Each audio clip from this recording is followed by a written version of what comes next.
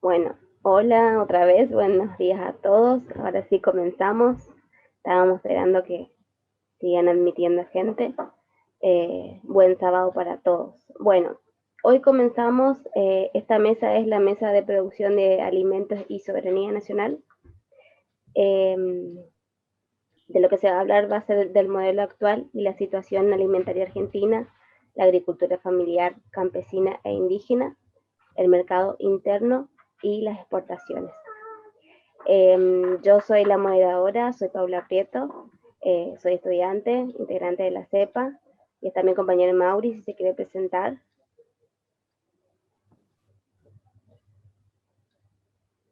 Buen No día sé a si está todos, yo soy Mauri. Mauricio, eh, soy de la Facultad de Ciencia Exacta de la UNE, estudio licenciatura en Ciencias Biológicas y soy parte de la CEPA, perdón. Bueno, quienes expondrán en esta mesa van a ser Pablo Pagliole, no sé si digo bien su apellido, después me corregirá. Es director del Distrito 6 de la Federación Agraria Argentina, consejero nacional del INTA, y Lucio Buchet, también que me corrija si digo mal su apellido, es secretario de Agricultura Familiar, Campesina e Indígena del Ministerio de Agricultura, Ganadería y Pesca de la Nación. Ambos expositores tienen 25 minutos en total cada uno para exponer y después podrán hacer las preguntas eh, que, sobre la mesa o sobre temas que hayan quedado. Bueno, le doy la palabra a los expositores que quieran comenzar. Muchas gracias.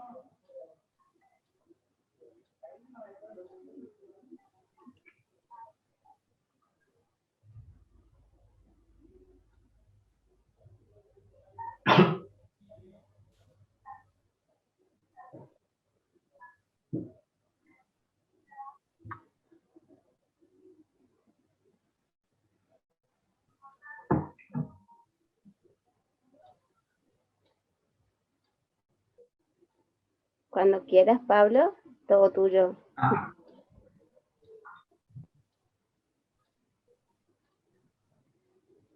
Hola, buen día.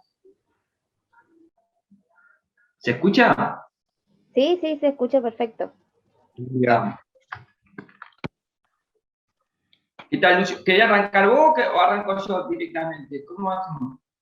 No sé si se me escucha, ese es el problema. ¿Se me está escuchando? Sí, sí, se le escucha. Ah, está bien. Como quiera, Pablo, no tengo problema, me da lo mismo. Lo que sí te corrijo, Paula, no soy el secretario yo de Agricultura Familiar, ¿eh? El secretario es Ah, Miguel Gómez, que perdón, hoy perdón. no va a estar, porque está en otro compromiso. Yo soy director nacional dentro de la Secretaría de Agricultura Familiar Campesina e Indígena. Pero bueno, somos parte del mismo Está equipo, bien, compañeros.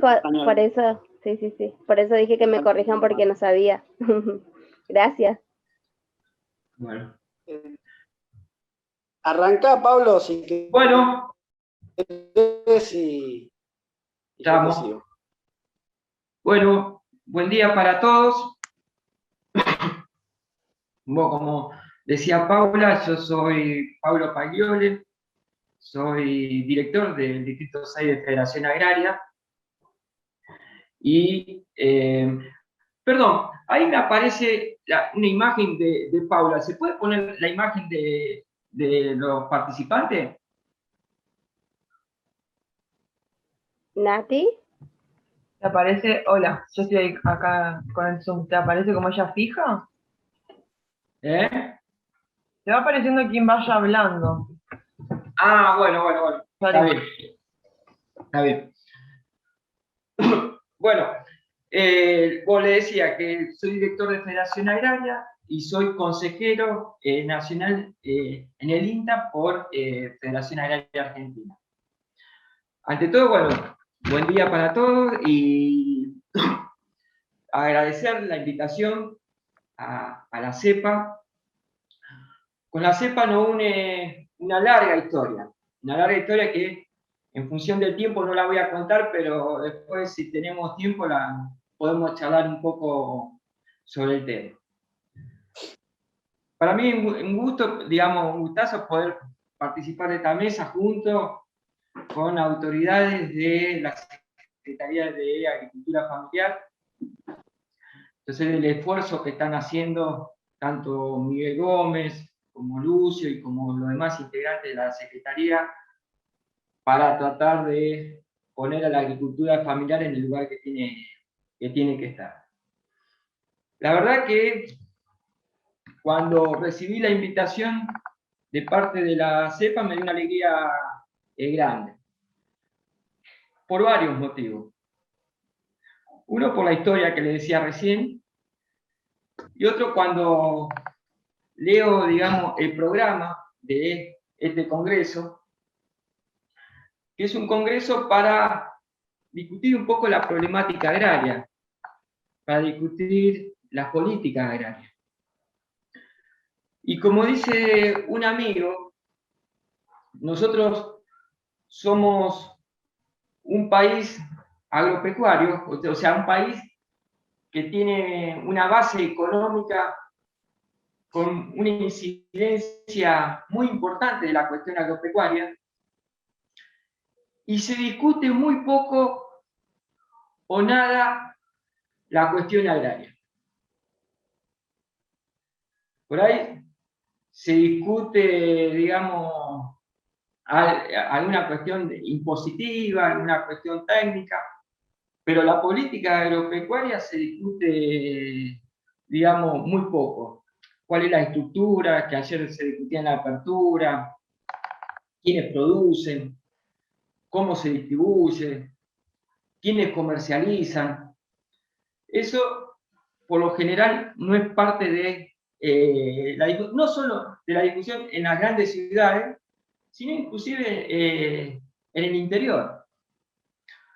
Yo me acuerdo, digamos, que tengo un tío que yo lo iba a invitar para una reunión de la cena agraria y él me decía, para charlar la cuestión agropecuaria, etc., y él me decía, mira, Pablo, me decía, a mí con tal que me llueva y haya buenos precios, lo demás no me importa nada. O por ahí tenía otro vecino que venía el técnico, venía el ingeniero, el veterinario, y le decía, mira, andaba medio a los tumbos, ¿no? Y le decía, mira, vos hasta que no llegue a los 10 lechones por madre, no va a poder salir de esta situación. El primero, digamos, hubo tiempo que le llovió y tiempo de buenos precios. Y hoy maneja un camión. El segundo también hace 3 meses que dejó la actividad. ¿Qué es lo que quiero decir con esto? Que es importante mirar, como muchas veces nos dicen algunos, y optimizar los recursos de tranquera para adentro. Eso es importante. Pero también es muy importante ver lo que pasa de tranquera para afuera. Y eso es un tema que tenemos que batallar, porque muchas veces nos tratan de que miremos para adentro y no miremos para afuera. Por eso este congreso es una gran importancia. Porque los mejores técnicos, los mejores ingenieros, no son únicamente los que manejan bien la ciencia y la tecnología, sino que también los que hacen una buena lectura de la realidad. Los técnicos son los que van a asesorar continuamente a los pequeños y medianos productores, y a los grandes también, ¿no? Pero esos técnicos que, además de conocer la ciencia, de la biología, la cuestión climática, la cuestión genética, etc., además interpretan, conocen y tienen una postura de lo que pasa en el medio, esos técnicos, la verdad que al sector lo ayudan un montón. Por eso me parece importante. Y traer estos temas es todo un desafío, porque nos está costando mucho meter estos temas de la agricultura familiar, la problemática de los pequeños productores, etcétera, en la agenda pública. Nosotros vamos, por ejemplo, ahora en unos meses vamos a elecciones, ponele, ¿no? ¿Y cuál es la agenda pública que está dando vuelta? Se está discutiendo la problemática de los jóvenes agropecuarios, de los profesionales agropecuarios.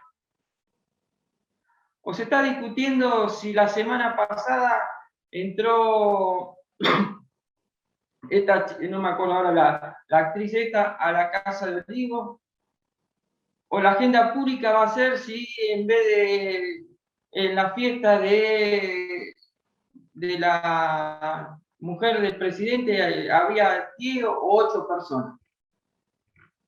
Eso es lo que se está discutiendo y cuesta mucho discutir estas cosas. Por eso me parece importante que generemos este espacio, porque hay una intencionalidad muchas veces en no discutir estas cosas. Hay quienes ganan y quienes pierden con esta realidad que vive hoy el sector agropecuario. Los que ganan, le interesa que el debate agropecuario no se haga, que siga todo como está. Por eso nosotros tenemos que insistir con estos temas. Digo, pero para ir metiéndonos en el tema, vamos a entrar, digamos, con mucho filo a la discusión, porque nosotros no somos neutros, queremos que se tome partido en esta situación.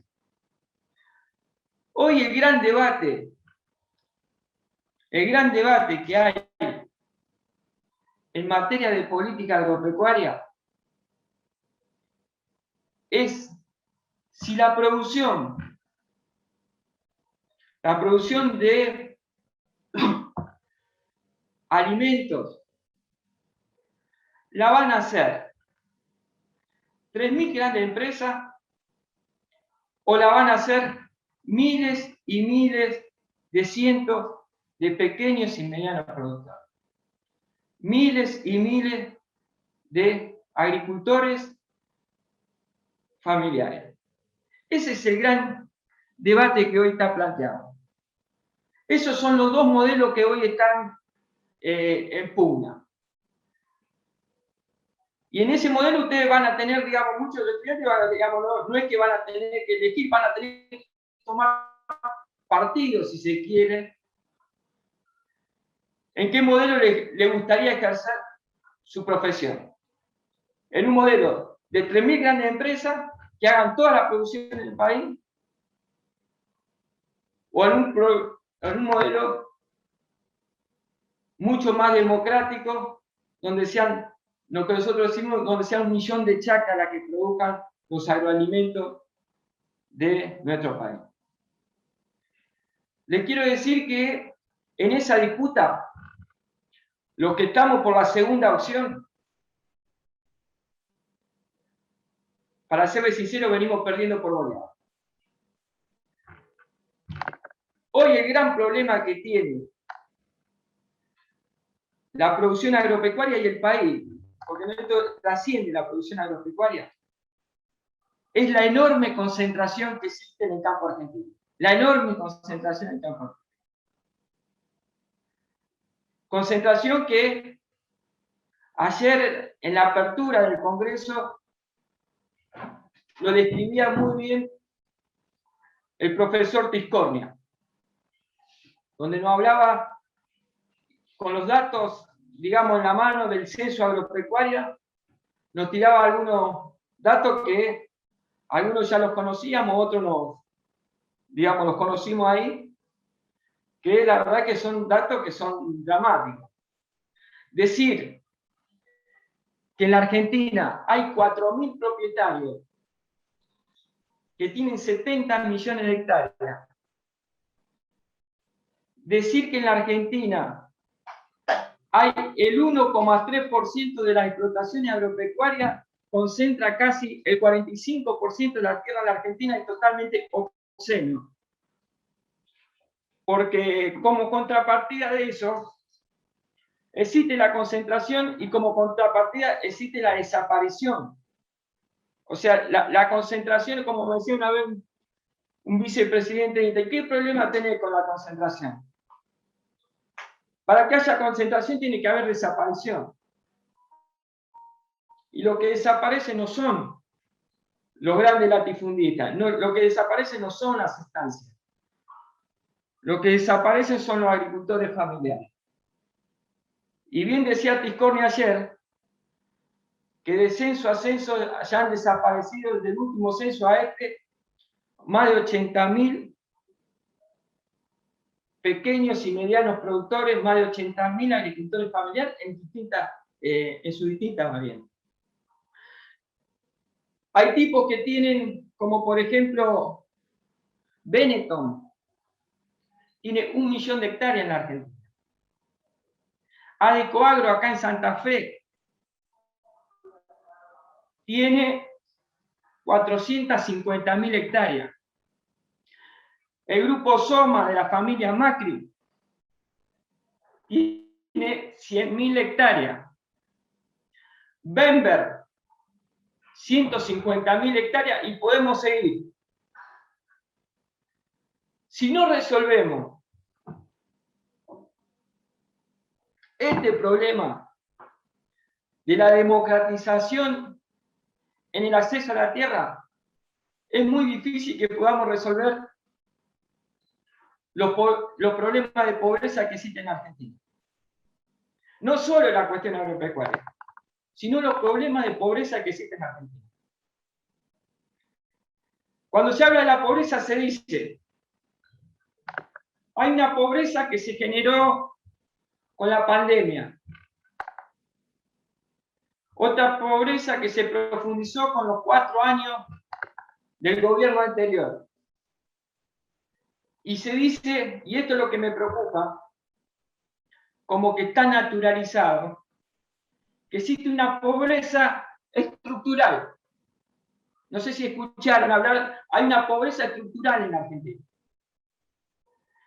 Hay pobreza estructural en Argentina porque hay problemas estructurales que tenemos que resolver. Si no se resuelven los problemas estructurales, no se puede resolver el problema de la pobreza. Y uno de los grandes problemas estructurales que tiene la Argentina para resolver es el tema de la enorme concentración de la tierra. Si resolvemos eso en función de la democratización de la tierra, vamos a poder resolver el problema de la pobreza estructural. Y esto no es una hipótesis cargada de ideología. No es una imaginación que uno piensa decir, bueno, por ahí si hacemos eso, por ahí tenemos el resultado. Es un dato de la realidad. En Argentina, para no entrar lo que ha pasado en otros países de Latinoamérica, pero particularmente en Argentina, hubo procesos. Yo particularmente les comento, yo soy de Arteaga, sur de Santa Fe, a 80 kilómetros de Alcorta. Alcorta es el lugar donde se hizo la primera huelga agraria ya en 1912, que se llamó el Grito de Alcorta. Fue una rebelión de los arrendatarios contra los terratenientes y se le empieza a poner algunos límites a esta enorme concentración de la tierra. Y se genera un movimiento que después da origen a la creación de la Federación Agraria. Y ese movimiento fue teniendo distintas conquistas.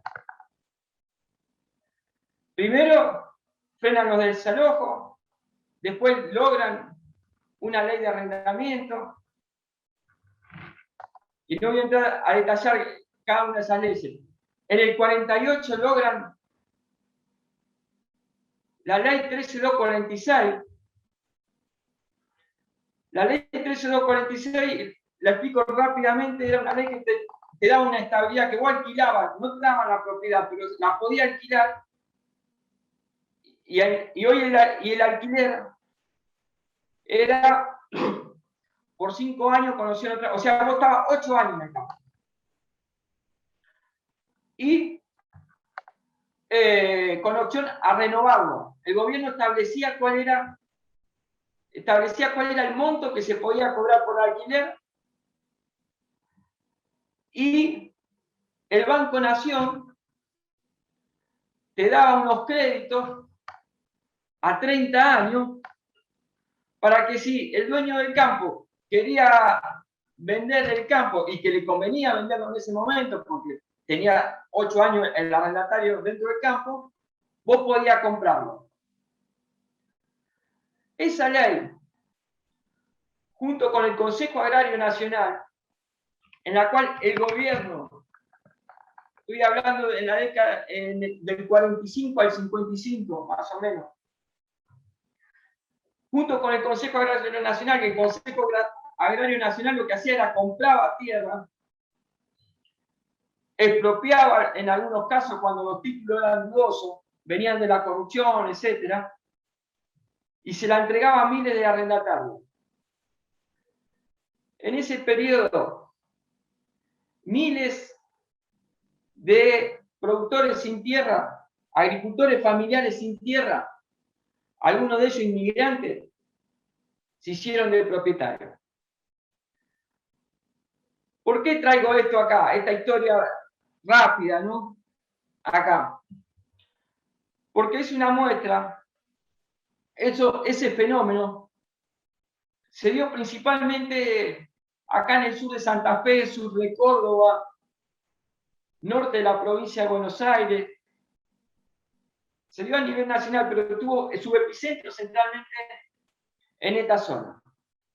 O sea que en esta zona, si se quiere, se limitó en algo el poder de esos latifundios, de esos grandes terratenientes. Se democratizó en parte la tierra, donde antes había 200 arrendatarios, ahora había 200 en una localidad, 200 propietarios. Y si uno recorre la zona donde se logró democratizar en parte la tierra, se encuentra con una realidad diferente a lugares donde no se democratizó la tierra, donde no se distribuyó la tierra. Yo siempre cuento esta anécdota cuando la gente por ahí que no conoce. Cuando vos vas en la ruta, en el interior, y te encontrás con un pueblo, te encontrás cada 10 kilómetros con un pueblo, es porque ahí, y esos pueblos, digamos, centralmente lo que yo conozco, particularmente la Pampa Húmeda, si te encontrás cada 10 kilómetros con un pueblo, es porque ahí, en cada uno de esos pueblos hay como 100, 150, 200, hasta 300 chacareras. Y esos pueblos, por lo general, tienen asfaltado hasta la última calle de la ruta. Por lo general, en esos pueblos, la ocupación es plena, producto de que todo el movimiento que genera las chacras, la actividad agropecuaria, cuando se democratiza. Cuando vos seguís en la ruta y te encontrás con un pueblo cada 50 kilómetros, seguro que ese pueblo tiene asfaltado la plaza del pueblo, una calle más, y ese pueblo seguro que está rodeado no de pequeños y medianos chacareros, sino que está rodeado de estancias. ¿Qué es lo que quiero decir con esto? Cuando nosotros logramos democratizar la tierra, logramos arraigo en el interior, que la población no se concentre, que haya laburo en el interior, en los pueblos, y cuando no sucede eso, lo que se produce es el éxodo, el despoblamiento, y en muchos casos, en la mayoría de los casos, la pobreza. Por eso insistimos mucho que uno de los grandes temas a resolver en la Argentina es este tema, el de la distribución de la tierra que está hiper concentrada. Importante traerlo, y es importante que en este congreso se discuta, porque esto es, digamos, esto es lo que yo les comento, es del más sentido común y es una realidad. Pero muchas veces está negada. está oculta. ¿Cuántos de ustedes han escuchado hablar de los latifundios? ¿Cuántas veces han escuchado ustedes decir que el problema de la pobreza tiene que ver con la mala distribución de la tierra? Muy poco. Cuando se habla de la pobreza se dice, bueno, el problema de la pobreza es el déficit fiscal, el tema del dólar, que el gasto público, el problema que la gente no quiere laburar, etcétera, etcétera. Todo para ocultar el verdadero problema que consideramos que es este. Y muchos niegan la existencia del latifundio. Dicen que eso es un discurso viejo, que eso es una cuestión del pasado, del siglo pasado. Pero nosotros estamos mostrando el censo del 2018, no es que lo estamos imaginando. No se puede discutir las matemáticas. Pero sin embargo, nos encontramos con economistas, digamos, de Pablo, el que era presidente de Cominagro, diciendo que el latifundio no existe más. Y cuando vos le decís, mirá que Benetton tiene 1 millón de hectáreas, y mirá que Batistuta, acá en la provincia de Santa Fe, tiene 126.000 hectáreas, y mirá que Caposolo tiene... Y eso no es una cuestión, están en los papeles, está en catastro, está en el censo. Pero sin embargo, se niega esta realidad. Por eso es importante que lo traigamos y que este Congreso y la CEPA lo traiga para ponerlo en discusión.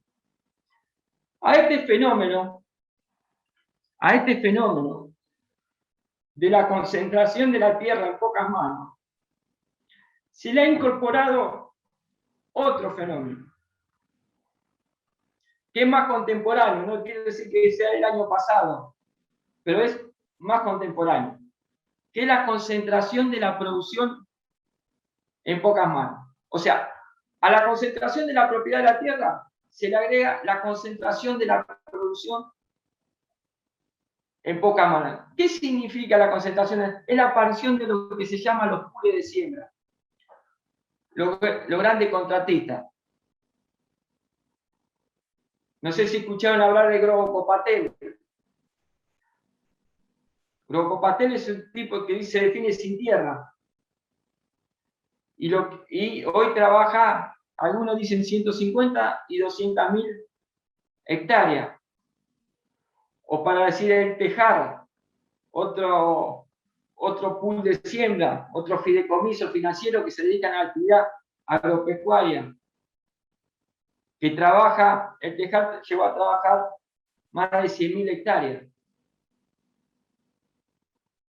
O el grupo MSU, que trabaja tierra en Entre Ríos, en Córdoba y en Santa Fe, y algo también en la provincia de Buenos Aires, que trabaja 80.000 hectáreas. Datos del Ministerio nos dicen que ya en la Argentina 2.600 empresas, yo digo productores, pero en realidad no son productores, son empresas, megas empresas, ya producen casi el 70% de la soja en la Argentina. Un porcentaje muy chico de productores, megas empresas producen casi el 60% del trigo en la Argentina, y lo mismo pasa con el maíz, lo mismo pasa con los cerdos y lo mismo pasa con la ganadería bovina. Hay una hiperconcentración de la producción en muy poca mano. Por eso decíamos al principio que el gran debate que está planteado hoy en la Argentina es quién va a hacer la producción de agroalimentos. Si la van a hacer 300 grandes empresas, 3.000 grandes empresas, un grupo reducido de empresas como hoy está avanzando ese proceso, o la van a hacer miles y miles de agricultores familiares. Hoy la tendencia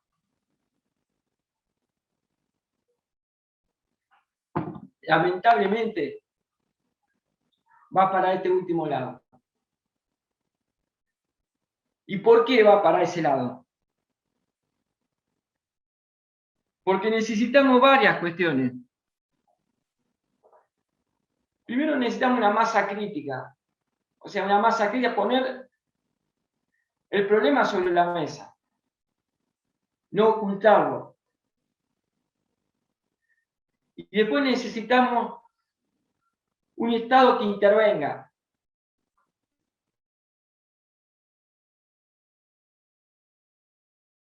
De veterinaria y en el sector agropecuario en general. Hay una campaña muy fuerte de que todo lo que tiene que ver con el Estado es burocrático, es lerdo, tiene que ver con privilegios y tiene que ver con la corrupción. Por lo tanto, está muy metido en el campo que el Estado no se meta. Y la mayoría de las entidades gremiales del campo, digamos, de la Sociedad Rural Argentina, CRAC, CONINAGRO, y en parte la actual conducción de la Federación Agraria, plantea de que, y muchos productores, y muchos técnicos también, que la actividad agropecuaria tiene que estar regida por la libre competencia. Tiene que ser el mercado el que regule. El Estado no se tiene que meter, porque el Estado es una sanguijuela que está para chuparnos el esfuerzo, etcétera, etcétera, etcétera. Este es un gran debate que tenemos que dar. Porque, ¿qué significa que sea el mercado el que regule la actividad agropecuaria? Significa lo que estamos viviendo. Que hoy, un tipo para poder alquilar un pedazo de campo, si no tiene 15 o 20 quintales por adelantado para pagar el alquiler, se queda fuera. Y, digamos, el que regula la posibilidad de acceder a un pedazo de tierra para trabajar, está regulado por la cantidad de dinero que tenga el que lo quiera trabajar, el que quiera pagar. Eso es lo que lleva y lo que llevó a los niveles de concentración que hoy tenemos. Aparece un Grobo Copatel, aparece un gran cerealista en la zona, sin ningún tipo de limitación, agarra y alquila 2.000 hectáreas de campo, alquila 3.000 hectáreas de campo. O vienen capitales foráneos de afuera, y si quieren, como hizo Lewis, etcétera, compran 3.000, 4.000 hectáreas. No existe ninguna regulación estatal hoy que impida que un tipo con dinero, quién sabe su origen, pueda alquilar 15.000, 20.000 hectáreas. Por lo tanto, lo que estamos necesitando es que el Estado intervenga. No se puede dejar a los pequeños productores que compitan con los pools de siembra.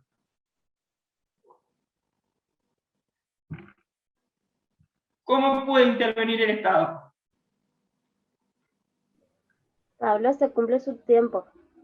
Ya se cumple su tiempo de exposición. Termino. Voy cerrando. Necesitamos que el Estado intervenga, que intervenga con una ley de arrendamiento, que intervengan en la comercialización, que intervengan en los puertos. Necesitamos un Estado fuerte y que el Estado no esté, digamos, que el Estado no esté asociado, digamos, a lo que nos quieren hacer creer desde los sectores hegemónicos y que le van muy bien con el libre mercado. Termino con dos cositas más. El campo no es todo lo mismo, ténganlo presente los estudiantes de agronomía y de veterinaria. En el campo hay distintos sectores, están los trabajadores rurales, la agricultura familiar en sus distintas variantes, campesinos, chacareros, pequeños y medianos. Están los grandes productores, están los terratenientes y están los pools de siembra. Para cada uno de esos sectores necesitamos políticas diferenciadas. Si no hay políticas diferenciadas que no trate de la misma manera al productor grande que al productor chico, el grande se termina comiendo al chico. Es esa otra de las cuestiones que estamos necesitando, políticas públicas diferenciadas. Necesitamos que el nivel de eficiencia, porque se habla mucho, sobre todo en las carreras, hay que lograr ver cómo se va a medir la eficiencia. La eficiencia no se mide únicamente por el volumen de producción. Hay que medir la eficiencia por la productividad, por el impacto ambiental que se tiene en la actividad que se hace y por el impacto social. Cierro con esto. Necesitamos que se comprometan con las causas de las mayorías, que quedemos en contacto, que queden en contacto con la CEPA. Esta es, como decía al principio, es una gran pelea que tenemos que dar para que los hijos de productores, para que los técnicos, etcétera, se pongan al servicio de la mayoría que quieren tener otro país en el cual podamos democratizar no solo la tierra, sino la felicidad del pueblo argentino. Gracias.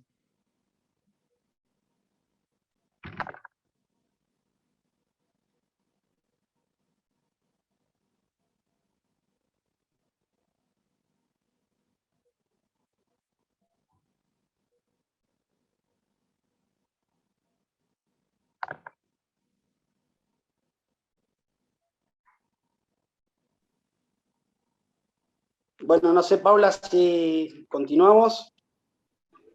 Sí, seguí. Después damos espacio para las preguntas. Así hacen todas las exposiciones y pueden preguntarle a cualquiera de los dos. Bueno, perfecto. Le damos para adelante entonces. Bueno. Gracias, Pablo. Muy buena la exposición y compartimos desde ya todo lo que venís planteando.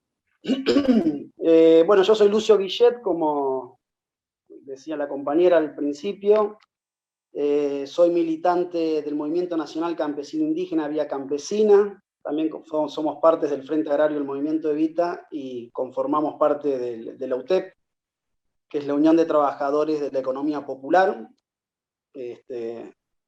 gremio que acaba de ser reconocido su personalidad jurídica,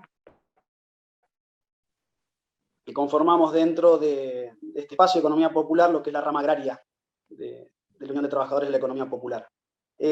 Además, me ha tocado en esta nueva gestión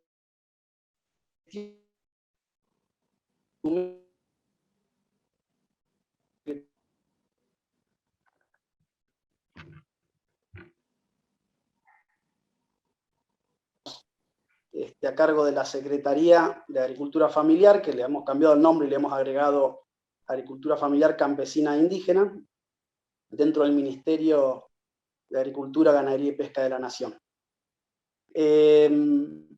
Bueno, ya han estado ayer, por lo que me han contado, han estado otros compañeros de la organización, ha estado el Ángel Estrapazón, hoy creo que va a estar también la Deo Carrizo, compañeros que van a contar otras cosas y con otras experiencias y precisiones.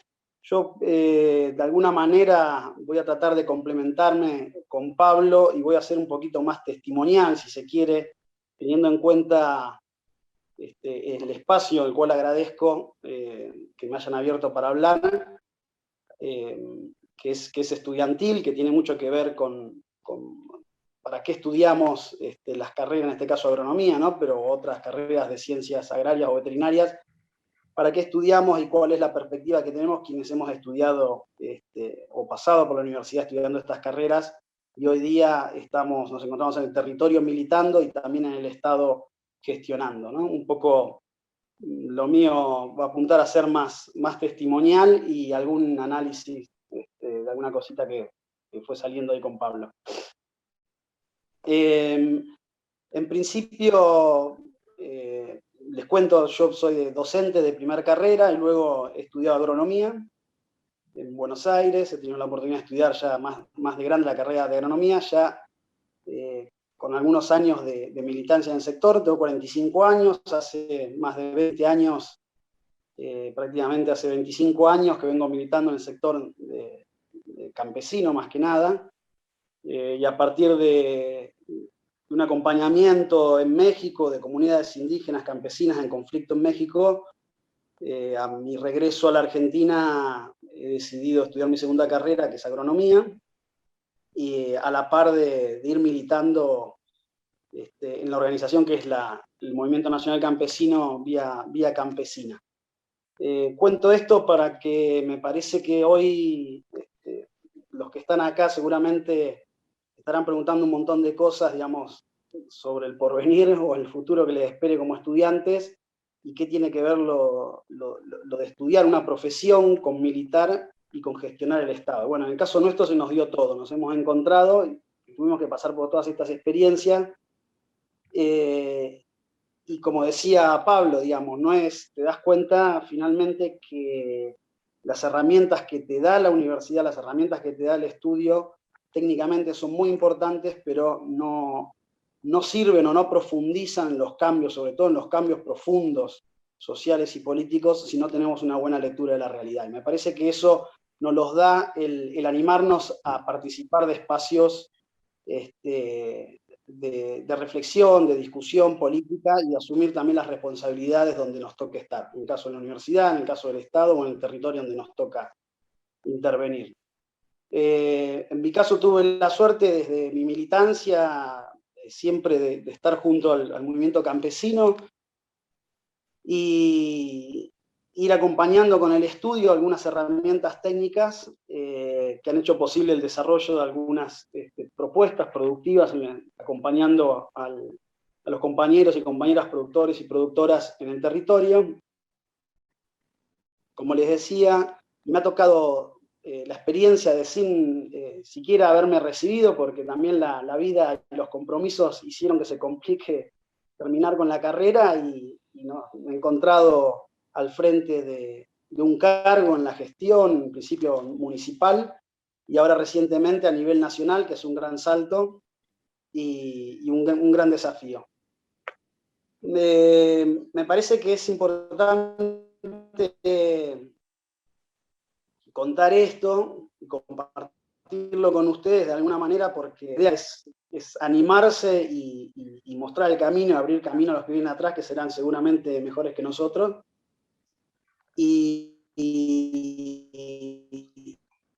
entender que es una cuestión de que hay más, que donde nosotros,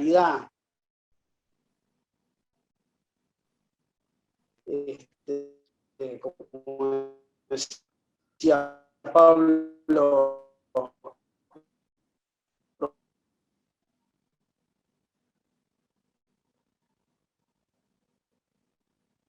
de gestión estatal, me parece que si no tomamos parte de eso, es muy difícil que transformemos o que seamos parte de esa transformación, de esa discusión, y en ese camino estamos, y es interesante entender hoy día cómo estamos siendo parte de un gobierno, los integrantes y las integrantes de las organizaciones populares, que generalmente nos encontrábamos enfrentados, reclamando de distintas maneras y saliendo habitualmente a la calle a reclamar por los derechos, los recursos, los derechos de nuestros productores y productoras.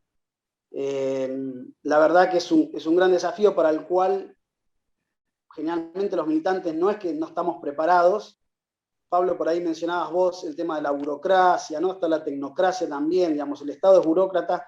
Sí, hay una burocratización, diría, que atraviesa el Estado de muchos años y décadas, que uno cuando está dentro también lo ve, y es muy difícil de lidiar contra eso. Hay muchos tecnócratas en el Estado, y yo creo que el desafío de nosotros es, los militantes, las organizaciones, ser parte del Estado para transformarlos,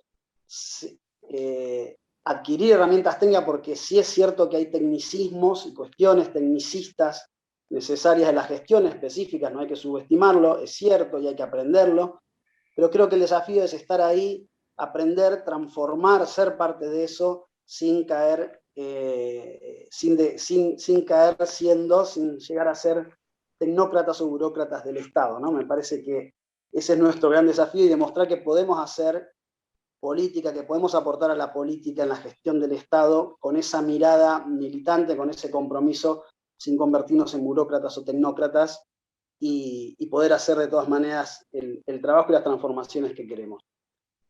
Digo, esto por un lado me parece interesante remarcarlo, y por otro lado, a la par, nosotros seguimos siendo parte de nuestras organizaciones, ahora más que nunca, y el proceso organizativo desde todos los sectores, digamos, desde el estudiantil que nos toca y nos convoca aquí, hasta los sectores gremiales y de los trabajadores, las trabajadoras del sector, fortalecer, digo, el proceso, ¿no? A la par, fortalecer los procesos organizativos, nos da la garantía de que esa lucha va a tener continuidad más allá de las gestiones que van pasando y se van reeligiendo año tras año, o cada 4 años, ¿no? Así que bueno, eso es un poco contar eso en general, como una breve reseña de recorrido que en mi caso me tocó vivir. No es el más heroico, ni el mejor, ni el peor, simplemente es una realidad de alguien que le tocó desde la militancia elegir algo para estudiar y con que acompañar los procesos organizativos, y bueno, y hoy estamos donde estamos haciendo el intento de transformar algunas cuestiones. Yo al principio se me pasó, pero nada, agradecerles a la corriente estudiantil popular antiimperialista, la CEPA, realmente que nos brinde este espacio y que genere este espacio de discusión, de encuentro con los estudiantes y las estudiantes. Me parece genial, me parece importantísimo, y nos obliga a nosotros también repasar de dónde venimos, ¿no? Y dónde estamos, dónde hemos llegado después de algunos años, cuando arrancamos con nuestros sueños allá en otras épocas, cuando éramos estudiantes y nos involucrábamos en las luchas. Nos hace repasar eso un poquito, y nos viene muy bien interactuar con ustedes como colegas, ¿no? La verdad que bueno, por eso agradecerles enormemente a la CEPA, y creo que el desafío un poco es esto que decía Pablo: cómo generamos algunos cambios estructurales desde donde nos toca estar, porque ya vemos que los indicadores de hace ya varias décadas no están a favor de la población rural, y dentro de lo que es la población rural, de los pequeños productores de la agricultura familiar campesina indígena. Argentina, yo no me voy a meter mucho en datos, porque creo que ya hubo expositores que hilaron finito en eso y lo sabrá, pero como repaso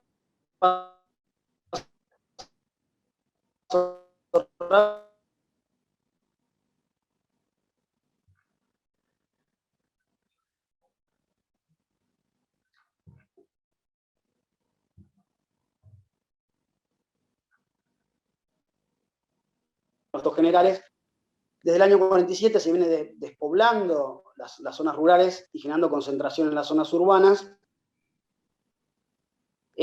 hasta llegar hoy día alrededor del 8% de población rural, ¿sí?, contra el 92% de población urbana. En el país de las vacas gordas, en el granero del mundo, en el país que se habla de base agropecuaria, como decía Pablo, pero donde no se discute efectivamente de fondo la política agropecuaria.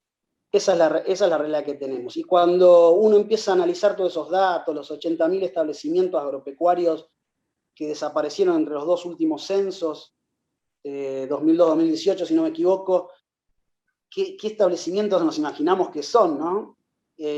Por eso decía que coincidía con el compañero que me precedió. La extensión de los grandes empresarios del campo, cual sea su modalidad, pools, fondos de inversión, etcétera, o grandes latifundistas, familias de doble apellido, en su avance, en su producción, ¿sí? No vamos a discutir, creo que ya ustedes ya a esta altura, creo que ya tiene una discusión dada y cierta formación con respecto al ingreso del paquete tecnológico, las variedades, los transgénicos, con todo el paquete que eso implicaba de maquinarias y agroquímicos para la extensión de la frontera agropecuaria. Digamos, todo ese avance de producción, sobre todo de commodities para la exportación y con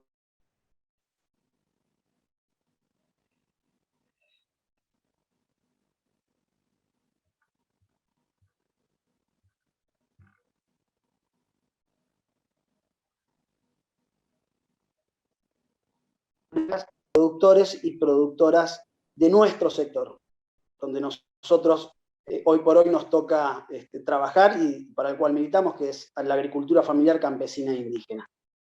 Digo de distintas maneras porque hay una manera silenciosa en la cual las reglas del mercado, como bien explicaba el compañero, y del libre mercado, no están en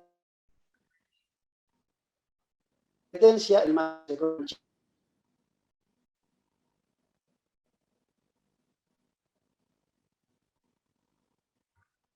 buscando zonas urbanas en búsqueda de algún conchavo, algún trabajo, estar más cerca de algún centro de salud, tener ingreso a alguna escuela más cercana de educación, etcétera. Condiciones que no son brindadas en donde viven y que además la economía, por la desventaja en la producción, pero sobre todo en la comercialización, lo desbasta, lo voltea, ¿no?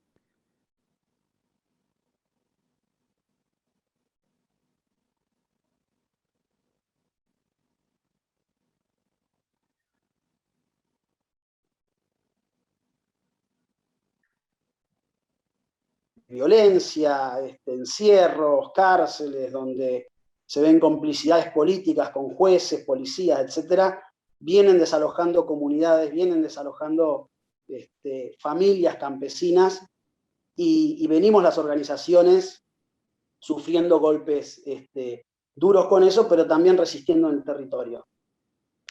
Y acá hago un paréntesis para explicar dónde estamos parados nosotros y qué nos tocó transitar un poco.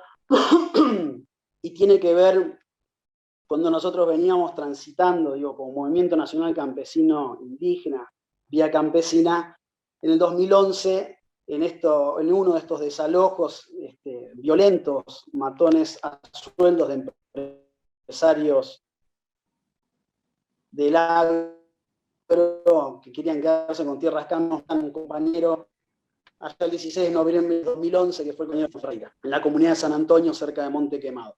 Nos matan a este compañero y eso hace que salgamos también como movimiento a preguntarnos un montón de cuestiones con respecto a cómo vamos dando la lucha y cómo vamos frenando el avance del agro.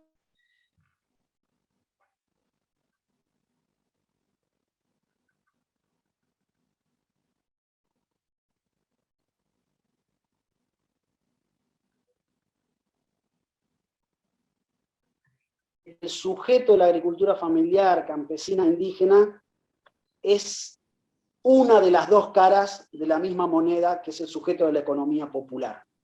Y empezamos a interactuar fuertemente con otros sectores de organizaciones compañeros o de la misma organización que están luchando en sectores urbanos y que es la otra cara de la misma moneda, porque gran parte de los conglomerados de los centros urbanos y periurbanos, asentamientos, villas miserias y demás, cuando uno se pone y nosotros trabajamos mucho tiempo ahí, yo particularmente trabajé varios años con proyectos productivos adentro de un asentamiento, porque ahí también se puede transformar muchas cosas, y ahí también uno empieza a entender la otra cara de la soberanía alimentaria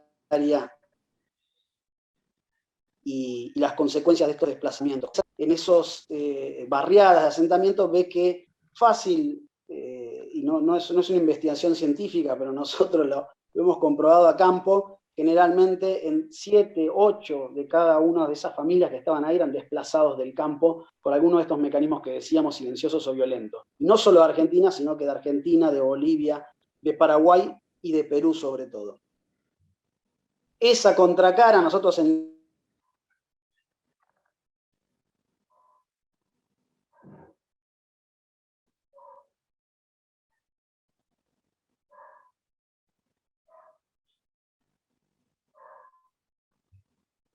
consecuencia de esa misma lucha en la cual algunos resistían el territorio y otros se habían tenido que mover por distintos motivos a las zonas urbanas. Eso hizo que nosotros ampliemos mucho la discusión y el ámbito de la lucha con un montón de sectores políticos que en ese momento se cristalizó en una bandera de lucha, entre otras, pero que fue muy fuerte a partir de la muerte del asesinato de este compañero, Cristian, que tuvo que ver con la ley de freno a los desalojos. Era una ley, una propuesta de ley que se venía ya trabajando desde nuestra organización y que en ese momento obviamente cobró relevancia y se puso en primera fila para empezar a actuar junto a otros actores para frenar los desalojos, decíamos nosotros, por lo menos por 3-5 años, que no se pueda desalojar ninguna familia campesina y avanzar sobre el relevamiento de las comunidades campesinas indígenas para poder pensar una política de protección hacia las comunidades y de arraigo. Fíjense qué duro, no obstante que hemos conseguido un montón de apoyo y hemos ampliado la participación, y tuvo que ver también con el ingreso y la apuesta a un espacio mucho más amplio, como les decía, que integraba el campo y la ciudad, que fue la CETEP, la Confederación de Trabajadores de la Economía Popular, que hoy se transforma en la UTEP, la Unión de Trabajadores de la Economía Popular, conformada como gremio del sector, pero que abarca un montón de otros sectores y rubros productivos, ¿no? Textiles, cartoneros, recicladores, etcétera, etcétera. Nos hicimos fuerte ahí junto a un montón de organizaciones que empuñaron también y acompañaron este proceso de lucha hacia una ley de freno a los desalojos. Eso, digo, lo cuento ¿por qué? Porque hoy día estamos apostando a un espacio mucho más amplio, que entendimos que es parte de lo mismo, y que políticamente nos llevó no solo a conformarnos ahí adentro de la UTEP como organizaciones compañeras, sino también a buscar alianzas con otras organizaciones, y entre ellas ahí nos encontramos con los compañeros de la CCC, la Federación Nacional Campesina, como parte de la CCC, y por eso yo también quería reconocer ampliamente también su otra pata ahí del PCR en lo estudiantil que hoy nos convoca. Y nos hemos encontrado con esos compañeros, nos hemos encontrado con organizaciones como Barrios de Pie, y hemos conformado el famoso triunvirato de los Cayetanos para ampliar la lucha como sector de la economía popular desde los distintos sectores productivos. Digo, en este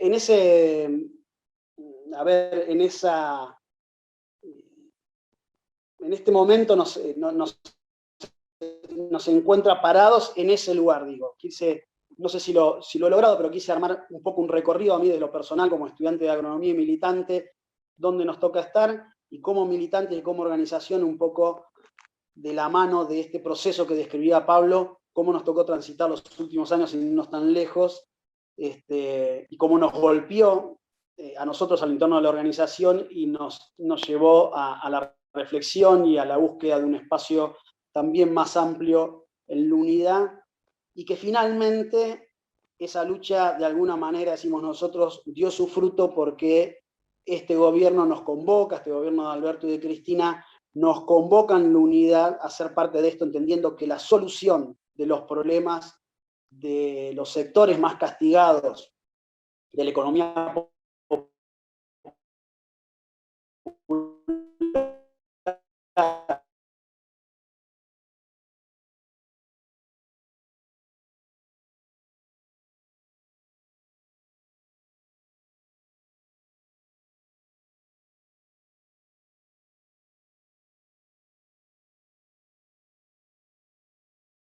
sería más la palabra, si se quiere, con respecto a otras gestiones anteriores, el lugar que nos toca hoy. No somos mayoría. Disculpa, Lucio, lo último que dijiste, volví a repetirlo porque se cortó el internet. Audio, de la economía. Decía que, no sé qué parte no se escuchó, pero... Estabas hablando de la economía. De la economía popular. Sí. Digo que nosotros como sector de la economía popular, la lucha dio sus frutos y nos toca hoy día ser parte del gobierno, nos incluye en el gobierno como solución a los problemas de nuestro sector. No empieza, eso es lo novedoso.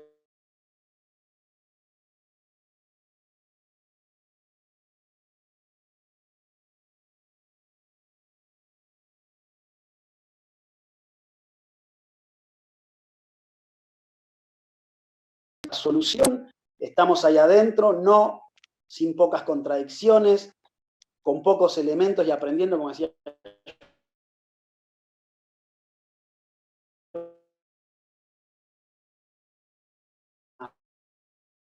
Estamos aprendiendo, como siempre, con muchas más voluntades que razones, si se quiere, pero lo novedoso es eso, que hoy día estamos dando la pelea ahí, todo este grupo de organizaciones muy amplio, prácticamente en el caso de la agricultura familiar, campesina e indígena, estamos casi todas las organizaciones de representación nacional, tenemos compañeros y compañeras en el gabinete de la Secretaría de Agricultura Familiar.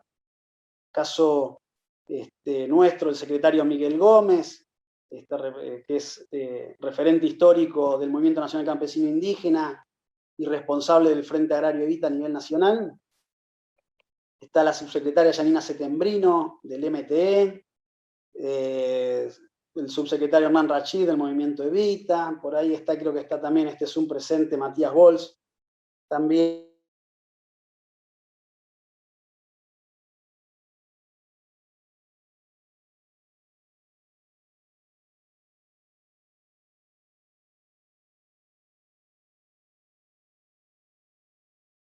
Este ámbito de la economía popular, que estamos haciendo una gestión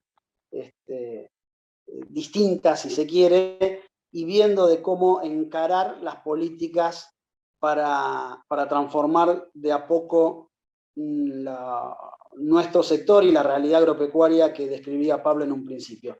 Ahí breve, porque se me está yendo el tiempo. Sí, ya sé. Se está yendo el tiempo, ¿no?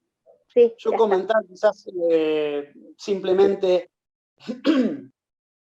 preferí volcarme más a los testimonial, no sé si era la idea o no contarles tanto sobre las políticas que venimos haciendo en la Secretaría, porque me parece que la experiencia vale más para el recorrido que ustedes como estudiantes van a hacer, me parece que valía más esto. Sin embargo, contarles un poquito cuál es, muy brevemente, lo que la Secretaría de Agricultura Familiar con las organizaciones adentro nos hemos propuesto. Básicamente, nosotros nos hemos plantado sobre 4 ejes de trabajo y para los cuales empezamos a conformar algunas políticas, algunos programas para bajar al territorio. El primer eje es el arraigo y el territorio.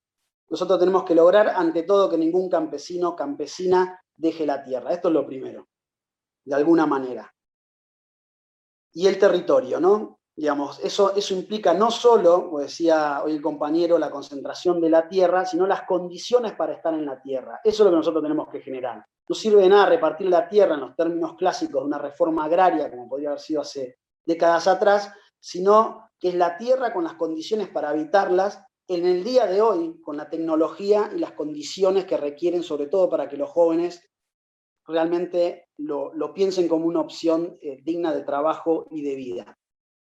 En segundo lugar, el otro eje es el reconocimiento y la formalización del sector. Nuestro sector es muy informal, no está reconocido, las reglas de formalización, de habilitaciones de predio, de un montón de cuestiones que se le piden para producir y comercializar al productor, no están hechas para el pequeño productor. Hay que transformar eso, hay que generar adecuaciones para las reglas, para que el sector cada vez más pueda formalizarse como productor, como establecimiento y su producto también en los distintos mercados que hay o posibles que podamos generar.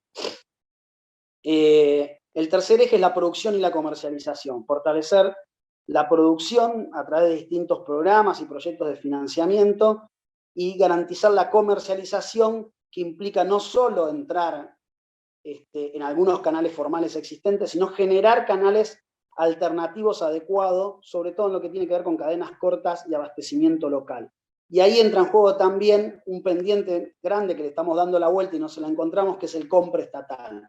Que el Estado le compre a las organizaciones de la agricultura familiar campesina y le pueda garantizar sistemáticamente un volumen de compra que le permita a los productores planificar también su producción y su venta. Y por último, un cuarto eje, que es de tecnificación e innovación, donde entra toda la cuestión también de capacitación. Necesitamos que el sector nuestro se capacite y se tecnifique y empiece a utilizar tecnologías apropiadas, de punta y demás. No romper con la estigmatización de que la agricultura familiar campesina e indígena es solo de asadas y con el arado un aradito de bueyes, ¿no? Sino que realmente tenemos que acceder, nuestro sector, nuestros productores y productoras tienen que acceder a la tecnología como cualquier otro sector y empezar a producir también de otra manera. No es contradictorio, al contrario, es la hora de que también se nos incluya dentro de las políticas para el acceso a la tecnología adecuada para la producción. No me extiendo más, perdón, me pasé un poquito en mi tiempo, pero por lo menos dejarle un pantallazo donde estamos parados y bueno, va a ser muy grato escucharlos y cualquier duda me quedo para la charla posterior. Muchas gracias. Muchas gracias a ambos expositores por darnos un pantallazo de lo que es la realidad. También ambos dijeron que si bien la universidad nos da herramientas, necesitamos saber la realidad para poder transformarla. Así que muchas gracias a ambos por su participación, por aceptar la invitación, como ustedes nos agradecieron. Así que ahora abrimos el espacio para las preguntas y las dudas que hayan. Lo vamos a hacer a través del chat, que pongan su nombre, entonces hay un orden y nos pisamos con las preguntas, si así lo quieren.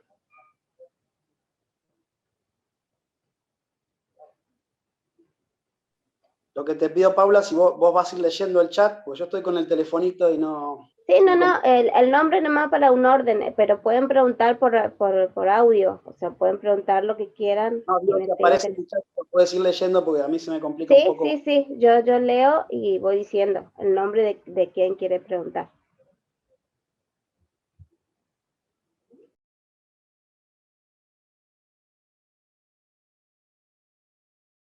Hoy cuando estaban hablando había preguntado Sol, ¿cuánto es el porcentaje de la soja? No sé si está Sol todavía o no.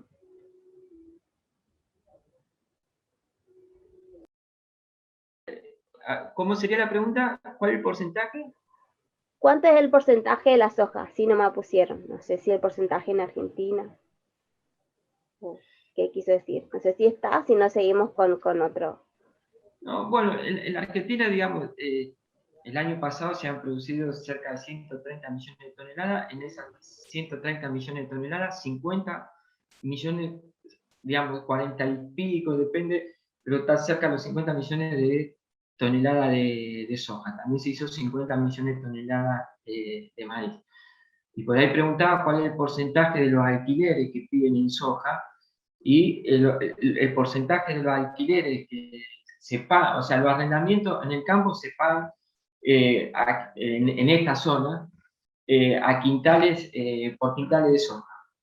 Eso se establece en quintales fijos, que puede ser entre 15 y 20 quintales, y en algunos casos ese porcentaje significa el 50% del costo de lo que produce el campo. O sea, que si una hectárea produce 40 quintales de soja por hectárea, 20 quintales sería el 50% de lo que se produce va a la renta. A la renta, o sea que un tipo sin hacer absolutamente nada, sin invertir absolutamente nada, recibe nosotros decimos una renta parasitaria. Recibe el 50% de la producción libre de polvo y paja, y que muchas veces eso, bueno, no queda en los pueblos, sino que se va a otro lugar. Acá hizo la aclaración Sol que era un dato que había tirado cuando la relación de porcentaje de soja que producían las empresas. Les dijo hoy. Eso quería saber él. Después Mariano, no sé qué querés preguntar, si querés hacerlo por audio. Hola, buenos días. Soy Mariano Lemonge, de Entre Ríos, ahora estudiando en la Universidad Arturo Jaureche de la provincia de Buenos Aires, estudiando Administración Agraria. Mi pregunta va hacia el director nacional. Quería saber si hay algún programa donde se incorpore o se piense incorporar a los nuevos técnicos, los futuros técnicos que vayamos formándonos para acompañar a los pequeños productores agropecuarios. Gracias.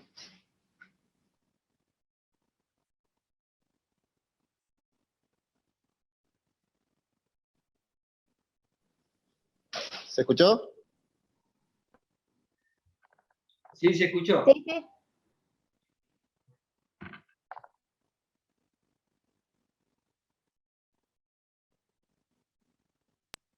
Quedó congelado por momentos, los tengo congelados, perdón. A ver si apago la cámara y logro un poquito de mejor audio. Sí, ahí va. ¿Cómo era entonces la pregunta? ¿Escuchaste la pregunta, Lucio? No llegué a escuchar, se me va. Ya apago la cámara a ver si agarro un poquito más de fidelidad. Bueno, Mariano, ¿puedes volver a repetir? Disculpa. Sí, cómo no.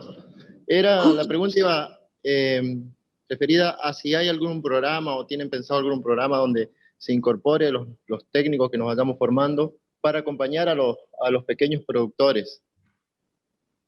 Bien. Pongo la cámara, si veo que vamos mal la apago. Me avisan si no se escucha. ¿Se escucha ahí? Bien. Mariano. Apaga nomás tu cámara, Lucio, porque se corta.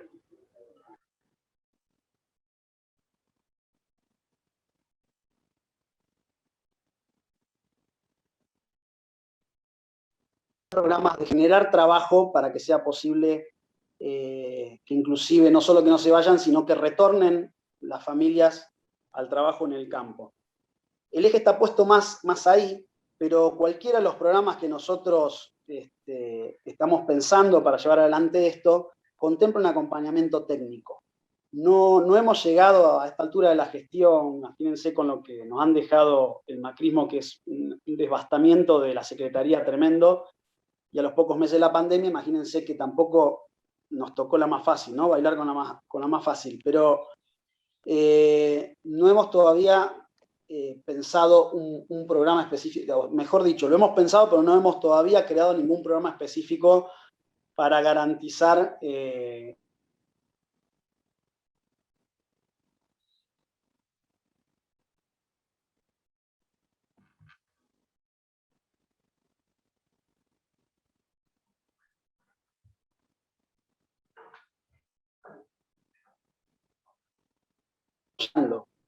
Lucio, apaga tu cámara, entonces no se corta tanto. A ver ahí, ¿se escucha mejor? Ahí, sí, seguí.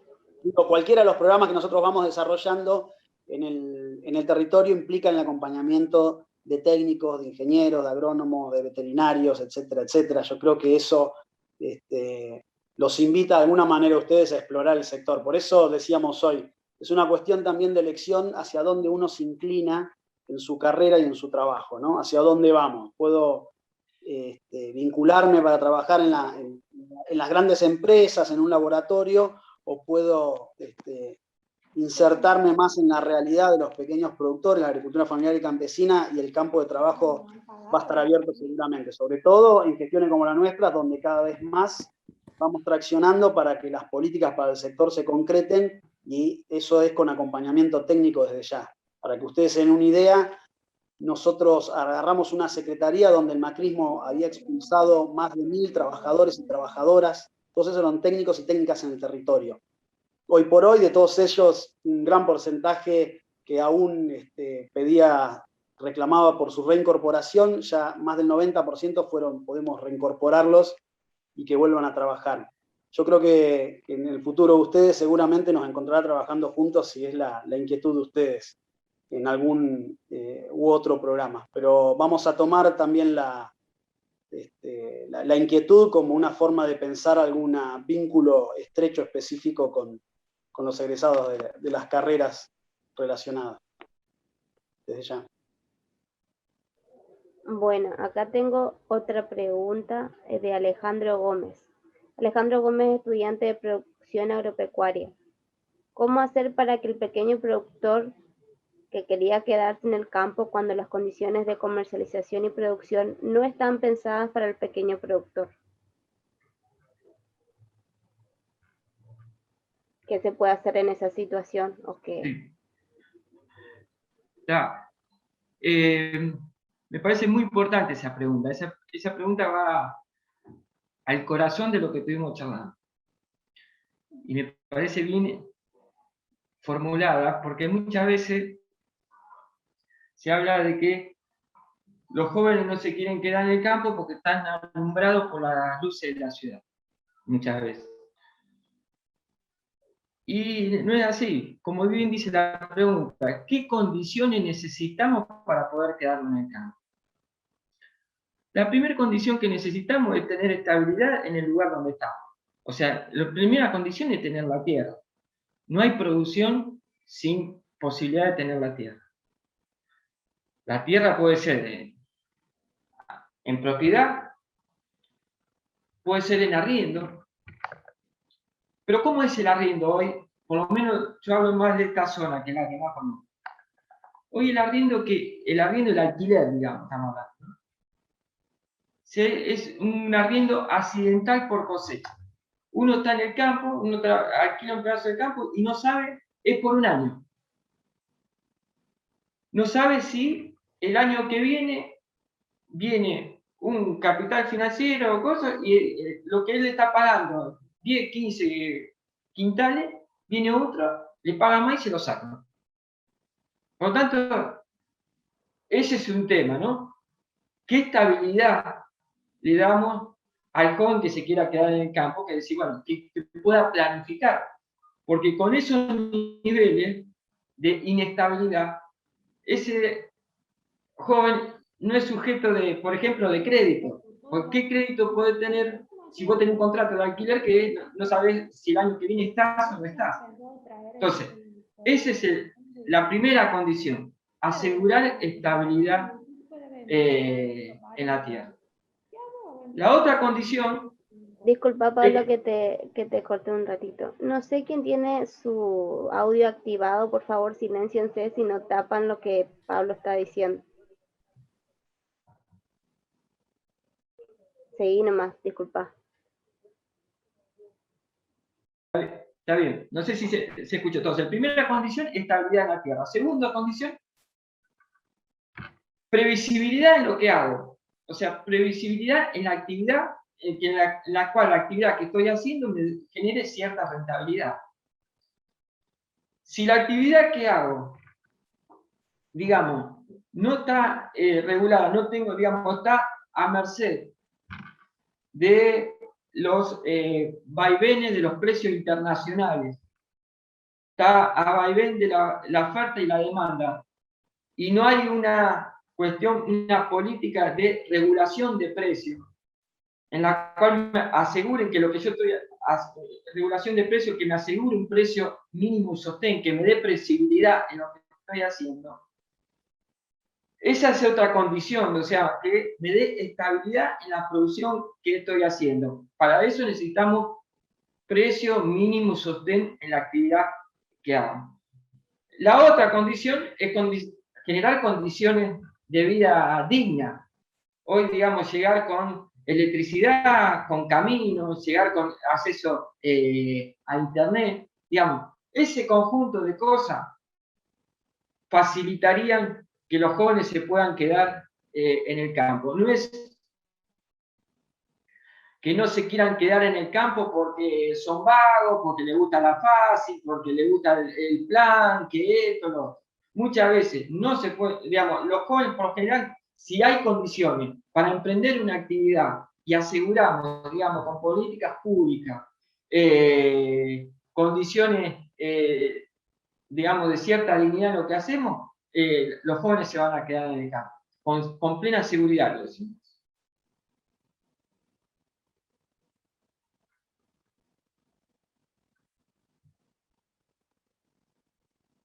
Bueno, ahora sigue Gisela. Gaby, ¿Sí? porque es muy buena la pregunta y me gustaría complementar alguna cosita ahí. Bueno. Si no se me escucha, me avisan. Sí, Disculpen, se te me escucha. quedo apagada, me parece, porque va a sonar mejor el audio. Nosotros, a ver, hay una cuestión ahí que creemos que tal cual, de generar las condiciones, lo decía yo hoy, generar las condiciones, no solo el acceso a la tierra, sino las condiciones para vivir dignamente en el lugar con las condiciones que hoy día se requieren, ¿no? Sobre todo para que un joven le resulte atractivo quedarse a producir y a vivir ahí, ¿no? Que tiene que ver también no solo con las condiciones de salud, de educación y producción, sino también con la tecnología. Eso es hoy día inevitable, que cualquier joven rural pueda tener mínimo conectividad y acceso a la información como cualquier chico en cualquier parte del país. Y nosotros decimos que no es que el joven se tenga que quedar sí, o si es hijo de campesino, entonces le tienen que dar una educación para que produzca y siga siendo campesino. Lo que tiene que tener es el acceso a la información y la posibilidad de quedarse en condiciones óptimas y dignas de producir, si es lo que él quiere, digamos, que sea una opción. Esto es lo que nosotros planteamos. El objetivo nuestro tiene que ser que cualquier joven en cualquier zona rural pueda elegir y que esa elección, en caso de que sea quedarse en el campo, sea una opción digna y viable. Si elige otra cosa, bienvenido, como cualquier otro chico en cualquier otra parte. Si quiere ser arquitecto, quiere ser otra cosa, no quiere producir, no quiere seguir el camino de sus padres, pero que sea una elección posible. Eso es lo que debemos lograr. Y para eso debemos transformar las condiciones en que ese estar y producir en el campo, en la zona rural, sea viable.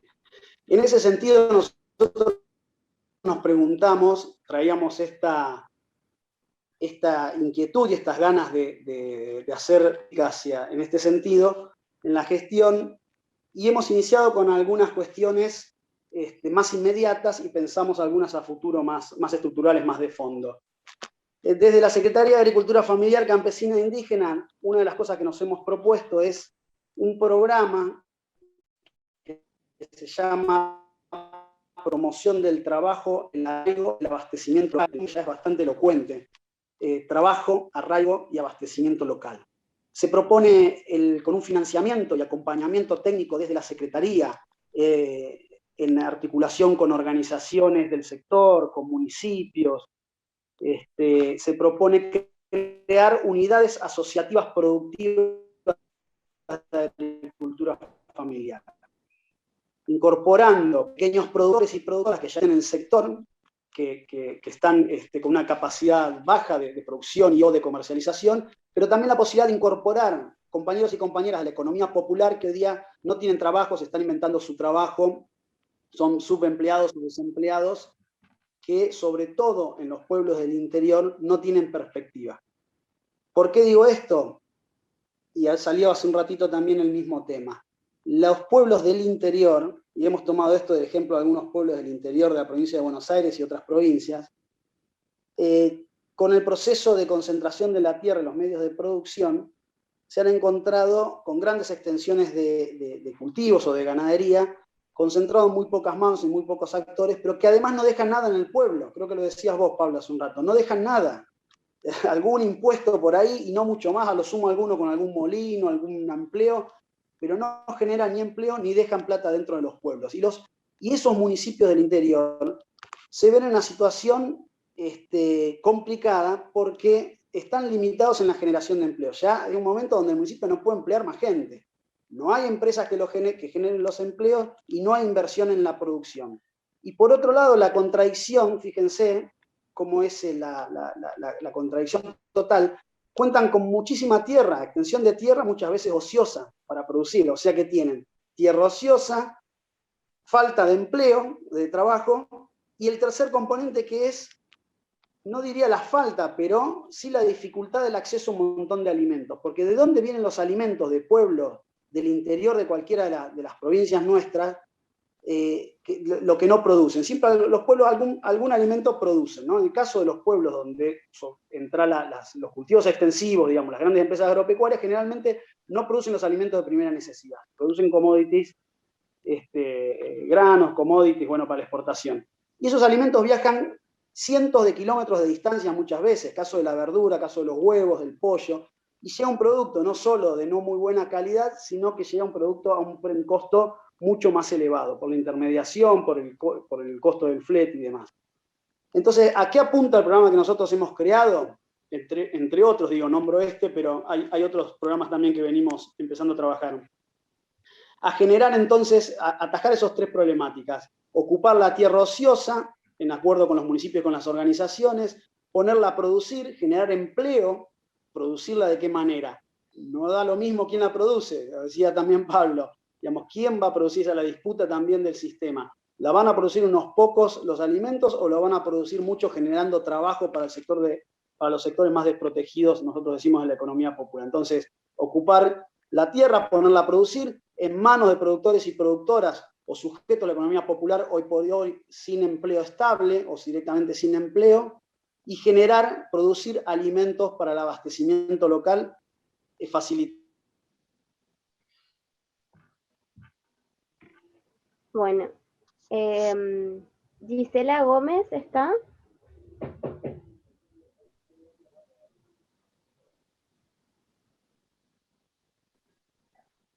Sí, solo quería aplaudir el comentario del compañero, nada más. Ah, bueno, pensé que tenías algo que preguntar, disculpa.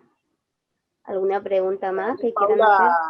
Solo decirle al compañero de hoy que en ese camino seguramente los técnicos que se acerquen a trabajar no solo van a tener que esperar que el Estado o la Secretaría los involucre en un programa específico, sino que también van a tener que, del lado de ustedes, empujar para que en sus pueblos, en sus comunidades, donde vayan a trabajar, traccionen para que esos proyectos se lleven adelante y van a encontrar en esta Secretaría, en estos compañeros, en las organizaciones, acompañamiento seguro para que ustedes puedan desarrollarse como técnicos de la mano del desarrollo de un proyecto para su pueblo.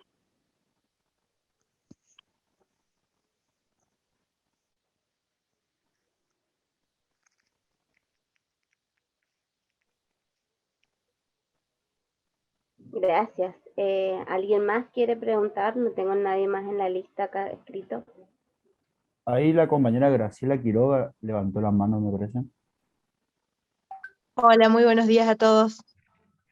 Hola. ¿Cuál es el alcance, digamos, de la Secretaría o de esta agrupación? ¿Es a nivel nacional?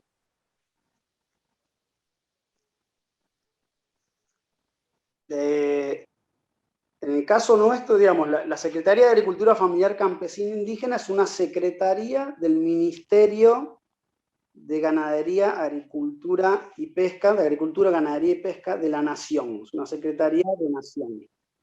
A su vez, lo que yo contaba, por ahí no sé si fue todo medio mezclado seguramente, nosotros somos partes de distintas organizaciones de la agricultura familiar campesina indígena que venimos militando en el sector, más allá de nuestro rol en el Estado Nacional. Y que son organizaciones de alcance nacional, en el caso nuestro como Vía Campesina, además somos una articulación de organizaciones a nivel internacional con presencia en los 5 continentes. Ah, buenísimo. Aquí venía mi pregunta, porque yo soy de Jujuy La verdad que estuve Sí. recorriendo todo Jujuy durante este año y el anterior, y conocí lugares como Loma Larga, Catua, Susques, y son lugares muy alejados, en donde, digamos, en realidad la tierra no es fértil para nada. Lo único que tienen es el criado de animales, ¿no es cierto? Y la verdad que el acceso a alimentos eh, es casi imposible. Cada pueblo tiene un mercado, pero al que llega lo justo y necesario. Y la verdad que generar políticas para esas zonas, tanto de abastecimiento interno como de comercialización, la verdad que me parecen bastante interesantes, digamos. Así que, bueno, por eso preguntaba el alcance.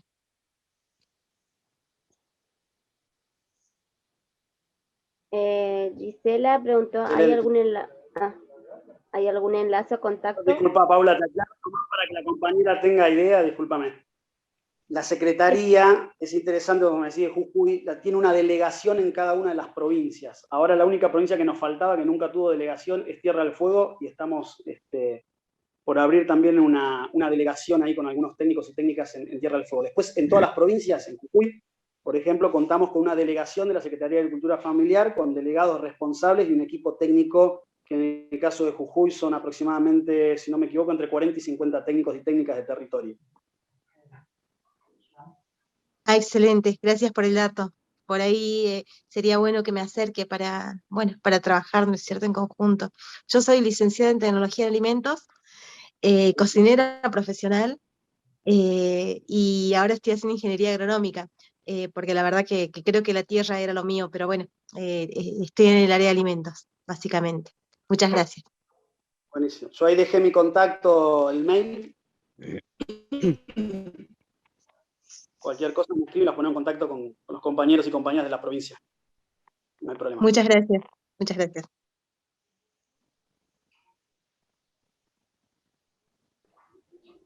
¿Alguien más? Mauri, por ahí se me pasó alguno. No, estoy mirando, pero no tenemos nadie agendado. Acá, Sol Isaac quiere aportar algo. Sí, Sol. Hola. Bueno, yo soy estudiante de la FSA de la UNER, que es la Universidad Nacional de Entre Ríos, y por ahí, bueno, celebrar este encuentro y a los expositores que nos han hecho un recorrido de cómo es lo de la producción de alimentos en relación a lo de la seguridad nacional.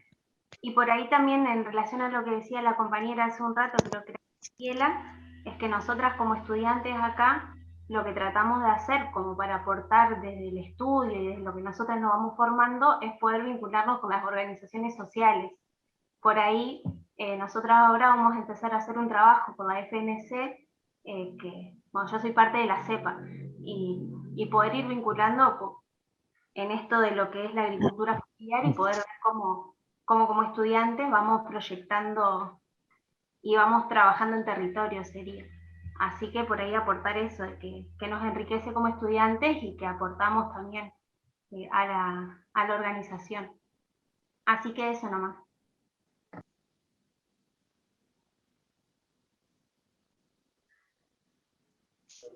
Muchas gracias, Sol. Gary. Hola, ¿qué tal? Soy Gary, estudiante de agronomía del Comahue. No sé si me escucha bien. Sí, se te escucha bien. Buenísimo. Bueno, quería agradecer por un lado a los expositores, que me pareció muy interesante todo lo que han planteado. Y por otro lado, quería como ver esto, digamos, como que si podían plantear qué contradicciones ven hoy en día en las políticas del Estado argentino, que entiendo que son cosas que arrastramos también históricamente, qué cosas ven que nos impiden hoy en día también que todas estas otras políticas que vienen planteando se puedan dar, porque se me ocurre, ¿no? O sea, hoy en día, por ejemplo, tenemos el tema de la deuda externa, que nos ata, digamos, por ejemplo, a tener que ingresar dólares al país para poder pagar una deuda que bueno, ahí no sé qué opinan ustedes al respecto de la deuda externa, por ejemplo. pero bueno, eso, ¿qué contradicciones ven en ese sentido y qué son necesarias como sobrellevar? ¿Qué cambios, digamos, en eso? Y también a su vez, si, desde nuestro lugar, digamos, qué perspectiva tienen y qué les parece que, bueno, el accionar que tendríamos que tener desde las diferentes organizaciones que, bueno, estamos peleándola desde abajo. Eso, muchas gracias.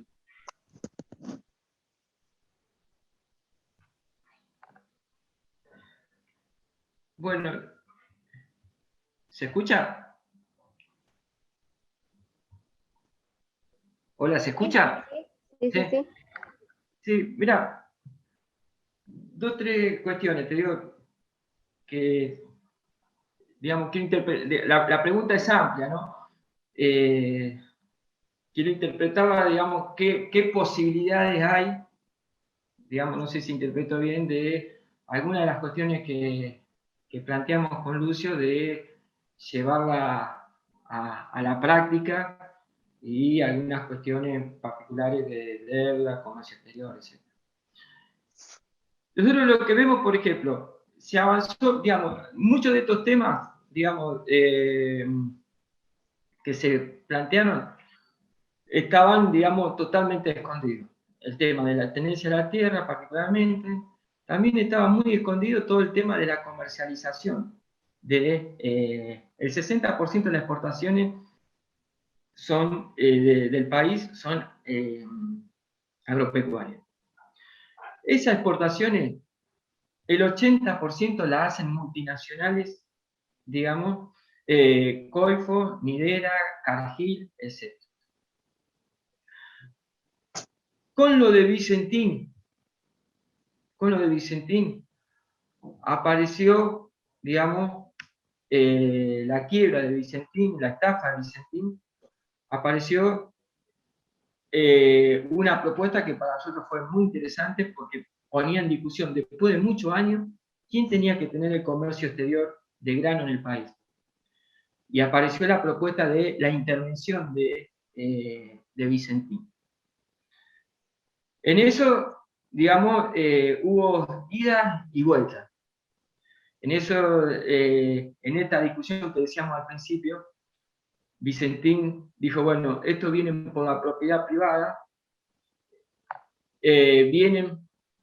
todos somos Vicentín, y una parte de los estafados por Vicentín, y una gran parte de los productores agropecuarios salió en defensa de Vicentín y no en defensa de la intervención de Vicentín, la estatización, digamos, en la cual nosotros planteamos que pase a ser una empresa pública testigo en el comercio exterior de grano, y eso hubiese significado, digamos, un cambio estructural, prácticamente, o empezar un cambio estructural de los que estamos planteando.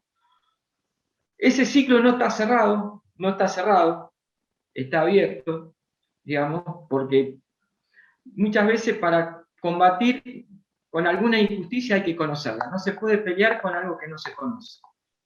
Lo que ayudaba a Vicentini es a conocer quién maneja el comercio exterior. Lo mismo está pasando con el tema de la hidrovía, digamos, son avances importantes. Con el tema de la tierra, ¿qué posibilidad hay de avanzar? Nosotros vemos, digamos, que primero que, como decíamos antes, ¿no? Que está oculto, han metido mucho la idea de que todos somos el campo, de que cuando vos hablas de la distribución de la tierra no podés, digamos, inclusive de muchos pequeños productores, que entienden de que por ahí es un avance contra la propiedad privada, y uno entiende que muchos pequeños productores, producto de su vida, ¿no? De su práctica, de que lo que han conseguido ha sido con el esfuerzo y con el trabajo. Por lo tanto, con lo que vos conseguiste con el esfuerzo y trabajo no se lo podés sacar a nadie. Yo le puedo asegurar que Capozolo, Menéndez Betti, no fue producto del esfuerzo y del trabajo que han obtenido esas tierras. Pero esto hay que ponerlo en discusión. Y vemos, digamos, para cambios importantes que se están sucediendo en Latinoamérica, que han avanzado en esta dirección, y es una ola que tarde o temprano va a llegar a la Argentina. Lo que está pasando en Chile con la constituyente, lo que está pasando en Bolivia, digamos que se ha declarado de utilidad pública una franja importante de tierra en la provincia de Santa Cruz. Lo que ha pasado en Perú, con el triunfo de Castillo, y una de las cuestiones centrales que planteaba Castillo en el proceso electoral era el tema de la tierra y la necesidad de una reforma agraria, nos hace tener esperanza de que esa hora, tarde o temprano, va a llegar a la Argentina. Y con respecto al último tema que vos planteabas, el tema de la deuda, nosotros tenemos una posición histórica clara sobre eso, que toda deuda se debe investigar, determinar qué es lo ilegítimo y qué es lo legítimo. No, todo lo que sea ilegítimo no puede ser que el pueblo argentino termine pagando deuda que ha sido producto de la estafa y de la joda de un poco. No sé si completé la pregunta, ahí Lucio por ahí puede agregar alguna cosa. No, agrego, a ver, algo por ahí puede sumar. ¿Cuáles son las contradicciones, digamos? Hay tantas contradicciones hay. Llevémoslo al ámbito del Estado, digamos, ¿no? Como al gobierno, digamos, que hoy representamos el gobierno del Estado. Las contradicciones son enormes en cuanto al sector nuestro de la agricultura familiar campesina e indígena y la mirada de desarrollo con los productores adentro, digamos, ¿no? Hay unas contradicciones enormes, digamos. No es que porque, lo digo en términos generales, no es que porque nosotros nos hayan convocado como organizaciones a ser parte de este gobierno y de la solución, estén todos de acuerdo con nosotros. Al contrario, digamos, nos estamos abriendo la brecha como podemos contra una mirada más general que está puesta en una estructura establecida de producción, de comercialización y de exportación, que tiene que ver con otra lógica, que no es la que nosotros estamos planteando. Y entre medio de esto, en la dificultad que el país atraviesa, está también la deuda que de alguna manera nos impacta. Lo loco y paradójico de todo esto es que, por ejemplo, algunos ingresos de dólares financiados por las entidades bilaterales de crédito vienen en forma de programas, algunos de ellos para la agricultura familiar campesina e indígena. Y nosotros ahí, en ese caso, en la situación en la que estamos, no estamos discutiendo si tomamos o no tomamos deuda, ni siquiera entramos en la discusión, digamos. Lo que estamos haciendo es tomar esos programas y ese financiamiento para ponerlos al servicio de la producción de los pequeños productores, de la agricultura familiar campesina e indígena. Y eso hoy por hoy a la Argentina le da cierto ingreso de dólares. Miren lo paradójico, ¿no?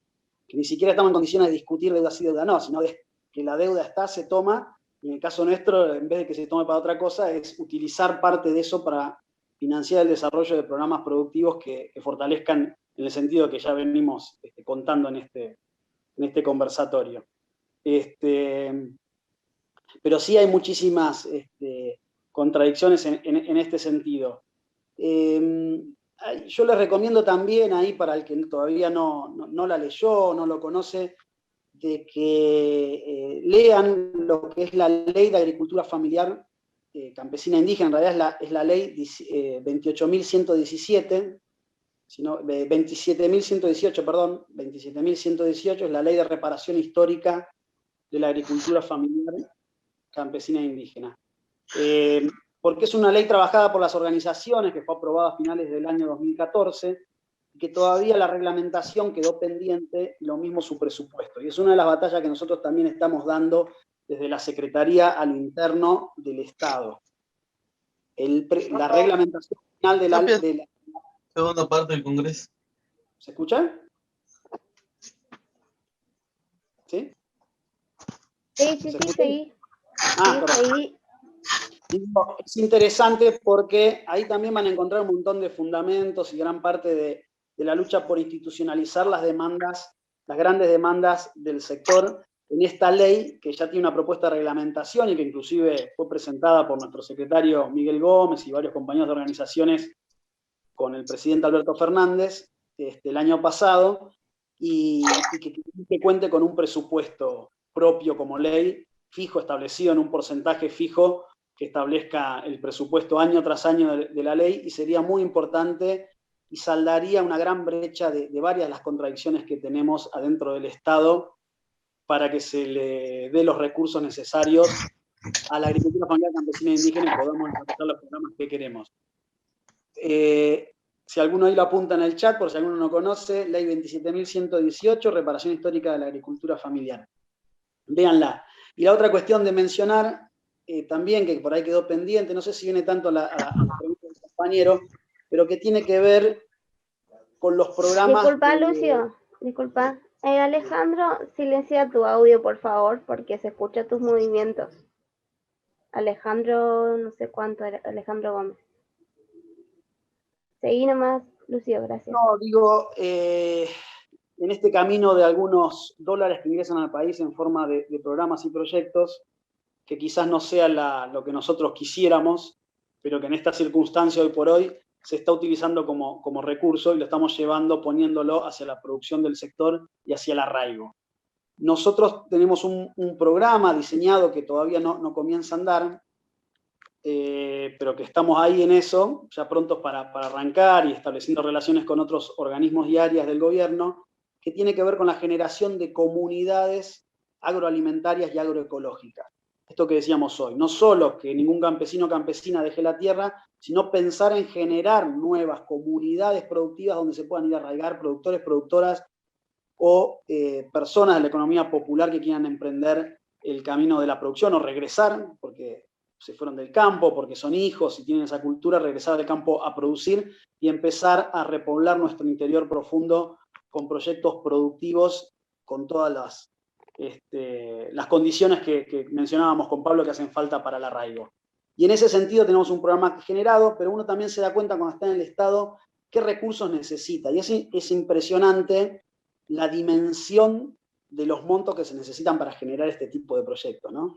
Entonces, nosotros decimos, probablemente no hagamos en estos 4 años de gestión, seguramente, sobre todo con este problema de la pandemia y demás, un desarrollo de comunidades por todo el país y demás, pero queremos dejar abierto y plasmado la posibilidad y la experiencia de algunas de estas comunidades para demostrar que ese camino es posible y que el Estado debe invertir, no solo nuestra Secretaría ni nuestro Ministerio, sino todo el gobierno en su conjunto, educación, salud, infraestructura, hábitat, en conjunto deben actuar para generar un camino posible de la vuelta al campo en un formato de proyecto de comunidades de la agricultura familiar, campesina, indígena, que puedan vivir y producir en distintos lugares del país. Y ahí aparece lo de las tierras que mencionaban hoy. No es necesario en un principio, y no vamos a entrar en esa discusión de quienes estemos a favor de la expropiación sí o no de las tierras privadas, pero en principio no sería ni siquiera tan necesario ir sobre las tierras privadas, sino actuar sobre las mismas tierras fiscales que tiene el Estado. Hoy por hoy, la Agencia de Bienes del Estado, el ABE, cuenta con una cantidad de tierras enormes y que la ley de agricultura familiar que les mencionaba, precisamente lo que plantea es generar un banco de tierras posibles fiscales de nivel nacional, provincial o municipal, para desarrollar, establecer un mecanismo de acceso a esas tierras para la producción. Ese es el desafío que tenemos por delante. Hacer un relevamiento de las tierras junto con el ABE y otros organismos del Estado, de las tierras que están ociosas, disponibles. Hoy por hoy el ejército tiene tierras, cantidad de tierras en un montón de lados, el Ministerio de Desarrollo Social tiene tierras que fueron para proyectos sociales que hoy día no funcionan y tienen cantidad de tierras ociosas con infraestructura en distintas partes del país. Ver y empezar, ya lo estamos haciendo de hecho, analizando e impulsando proyectos de arraigo en esas tierras. Esa es parte de nuestro desafío, creo que por ahí salía también esa duda, y me parece que nos tenemos que ir por lo menos de esta gestión mostrando que con algunas de estas experiencias son posibles y dejar el camino abierto con una política. Gracias, Lucio. Tenemos que ir cerrando. Nos gana la hora. Así que, Mauri, Bueno, sí, gracias me a ambos. toca agradecerle a todos los que estuvieron presentes, a los compañeros que tuvieron también la palabra. Y bueno, recordarles que después del Congreso, como corriente estudiantil, vamos a seguir articulando actividades con los estudiantes, tanto de las universidades que estamos como las que no. Vamos a seguir en contacto, digamos, y seguramente van a tener la información de las actividades. Y además de eso, dejarle acá en el chat un link que...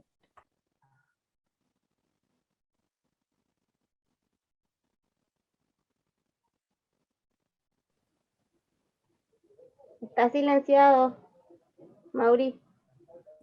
Pues disculpen, hablé una cantidad entonces y nadie me escuchó. No, agradecerle a todos y avisarle de que después del Congreso vamos a seguir teniendo actividades con respecto a lo que tiene que ver con la tierra y cómo la trabajamos, justamente para las carreras de agronomía, veterinaria y las carreras afines a esas dos. Y bueno, dejarla ahí en el chat, le dejé un link donde es el formulario de inscripción para que puedan ustedes inscribirse, para que les llegue el certificado de asistencia al Congreso que va a expedir la CEPA. Y bueno, eso más que nada, y agradecerle otra vez a todos por participar, y tanto a Lucio y como a Pablo por las palabras y la información que nos trajeron al Congreso. Gracias, Mauricio, Paula. Pablo, un placer compartir. Saludos para todos y todas. Métanle con ganas, sean excelentes agrónomos, veterinarios, lo que sean, y súmense al campo popular, y seguramente ustedes, como decía, van a ser mejores que nosotros y estarán dando batalla en todos los frentes que nos toquen y aún en el gobierno. Un gustazo, abrazo para todos y todas. Gracias, Lucio. Bueno, gracias, Lucio. Y bueno, otra vez más agradecerle a la CEPA y sobre todo felicitarlo a la CEPA por la iniciativa, por atreverse a dar este debate en el conjunto de los estudiantes, que sé que muchas veces no es fácil. Y bueno, estamos a disposición para seguirla, que esto no se termina acá, esto hay que seguirla día a día. Un abrazo para todos. Muchas gracias, Pablo. Bueno, vamos cerrando la charla de esta mesa, y va a seguir el Congreso, así que nos estamos viendo. Muchas gracias a todos. Hasta luego. A las 13 horas el Congreso de Mujer Rural tenemos, Sí. así que lo esperamos. Muchas gracias y hasta luego. Muchas gracias. Adiós.